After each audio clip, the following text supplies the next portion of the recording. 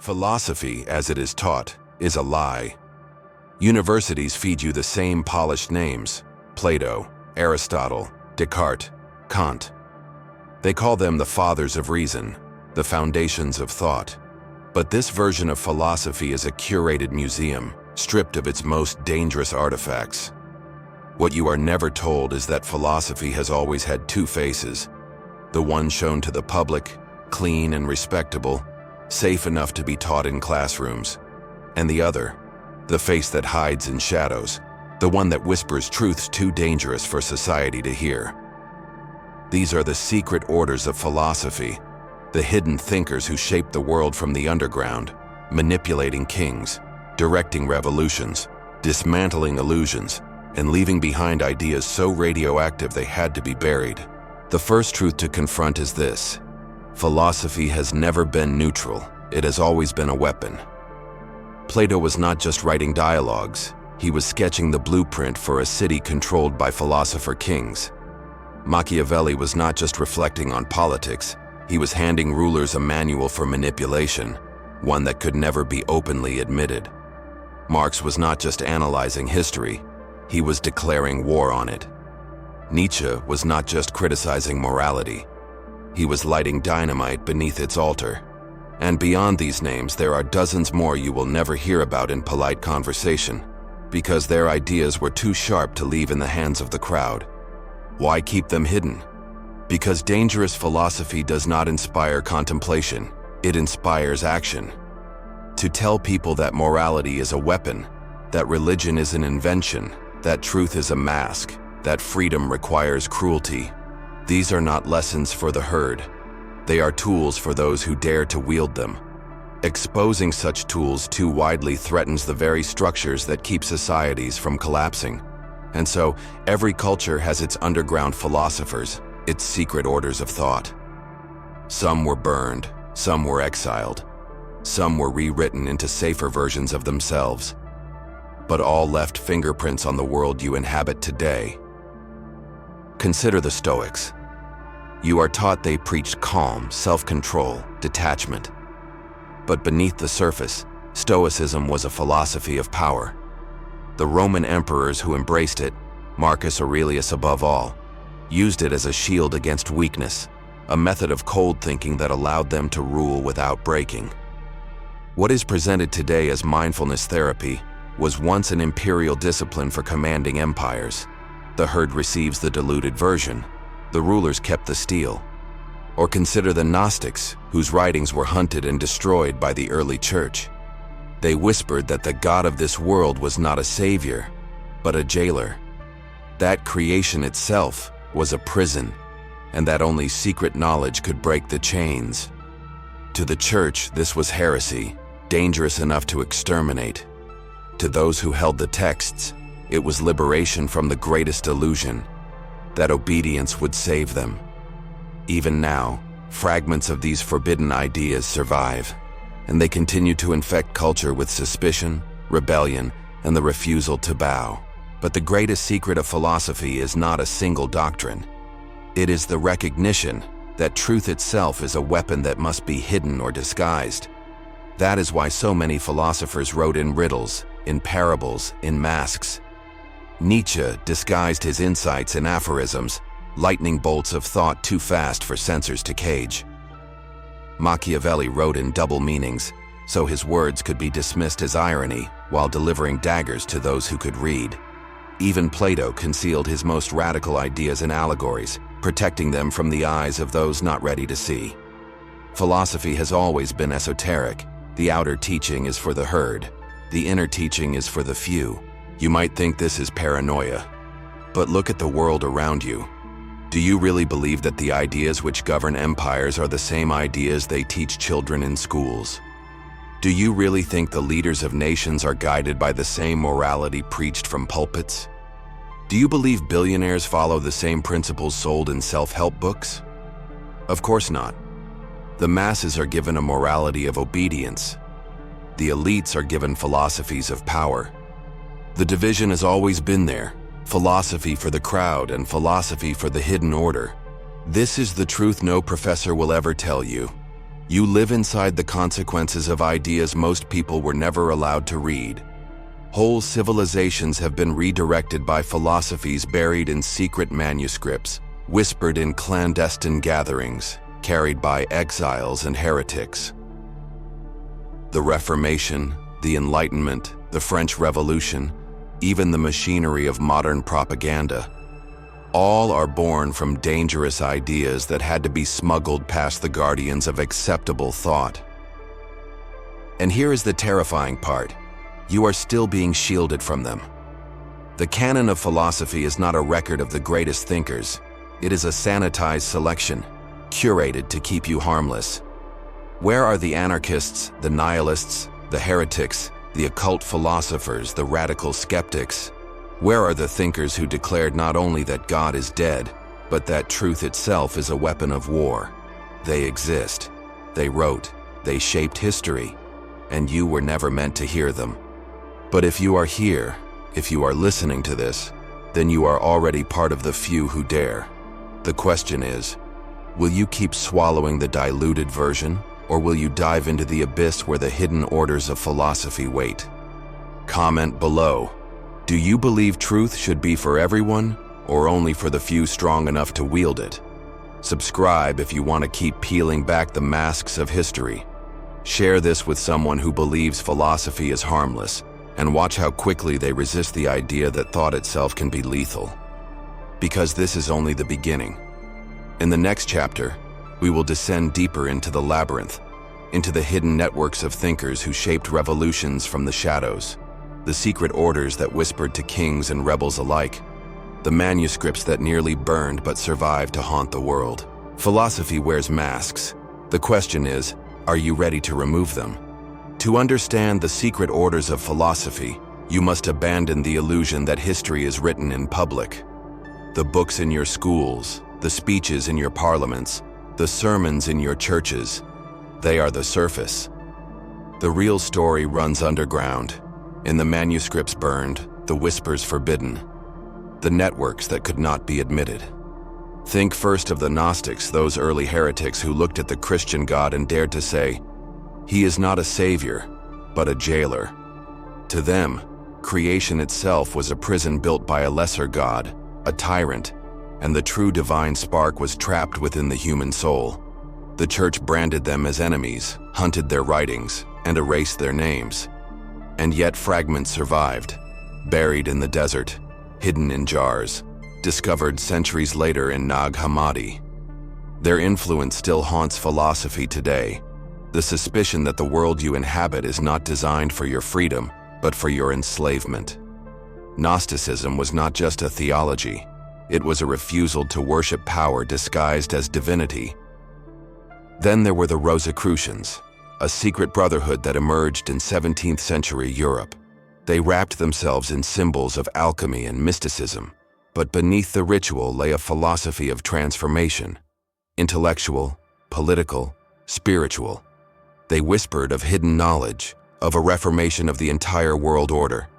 The authorities mocked them as fantasy, but the myth of their existence spread like fire. And whether or not their lodges truly existed, the rumor of them was enough to inspire new societies, secret networks, and the birth of movements that challenged monarchs and churches alike. Sometimes, the mere suspicion of a hidden order is enough to change history.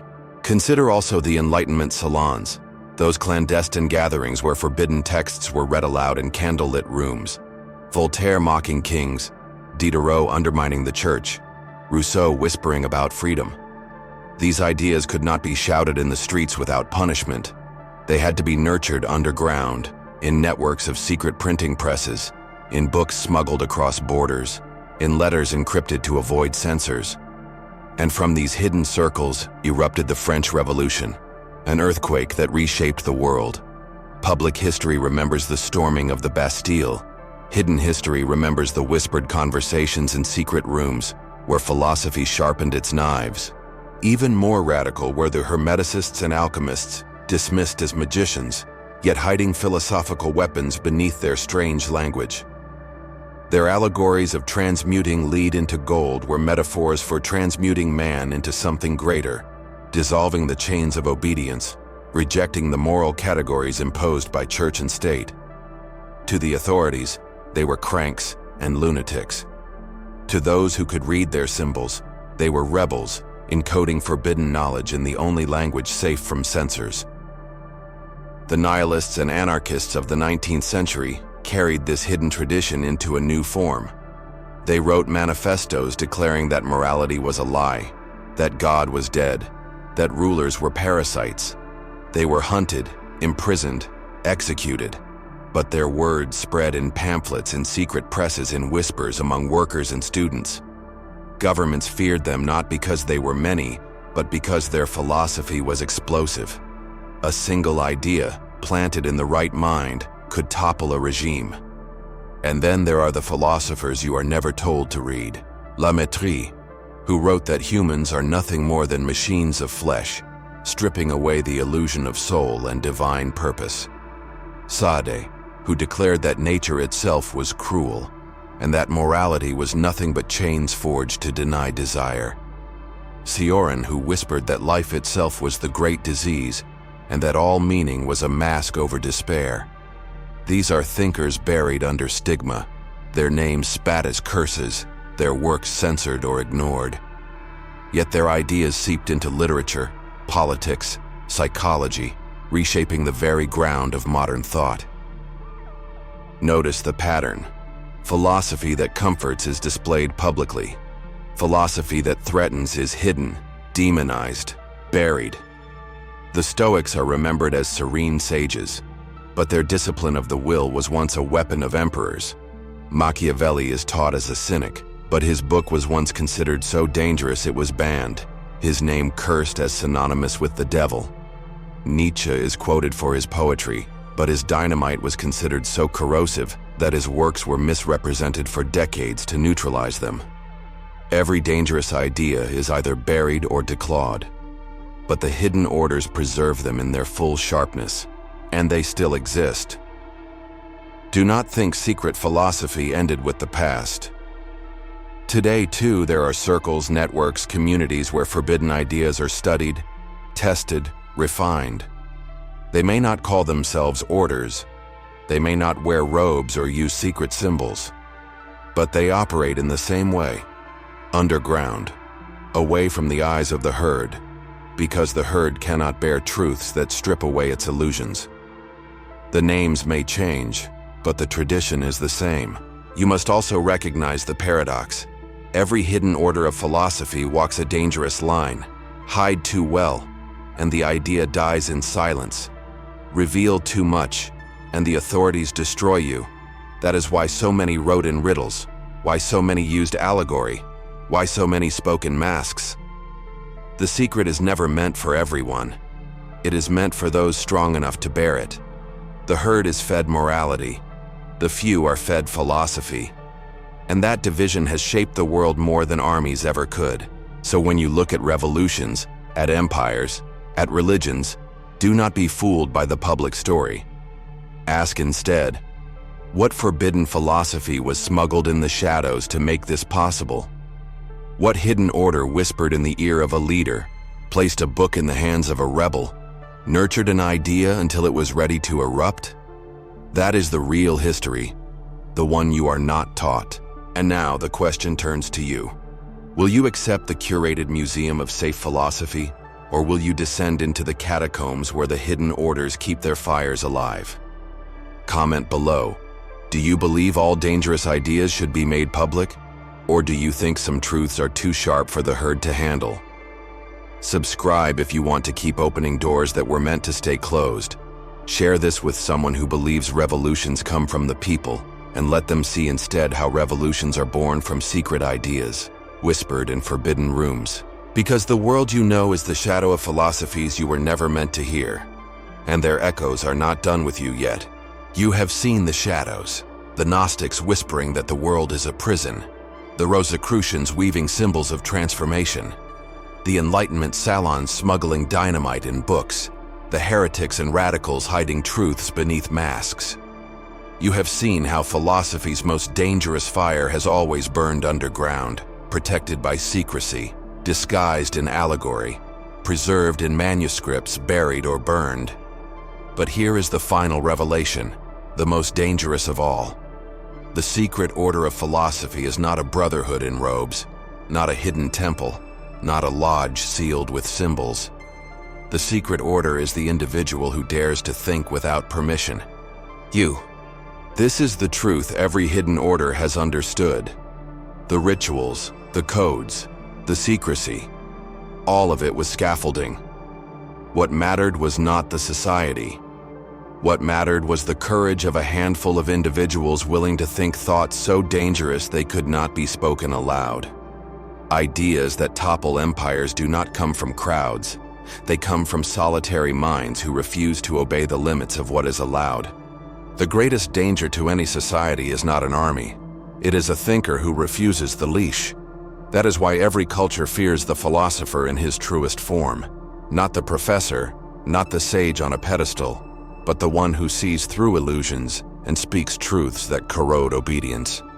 Socrates was forced to drink poison because he would not stop questioning. Bruno was burned alive because he would not recant. Nietzsche was demonized because he would not comfort.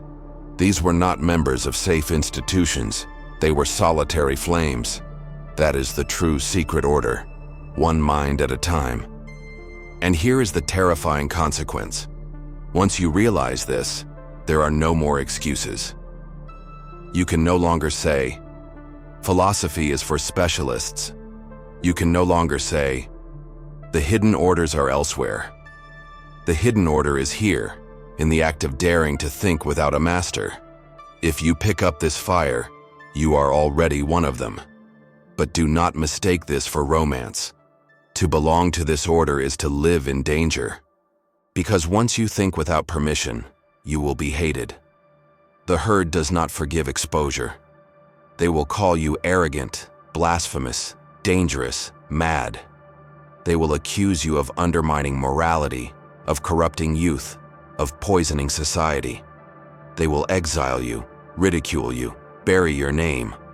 And you must accept this with the same cold clarity the hidden philosophers accepted it. The price of truth is always exile. The price of freedom is always villainy. But in this exile lies power. The herd cannot destroy you with their hatred, because their hatred is proof of your strength. Their fear is the confirmation that you are no longer theirs.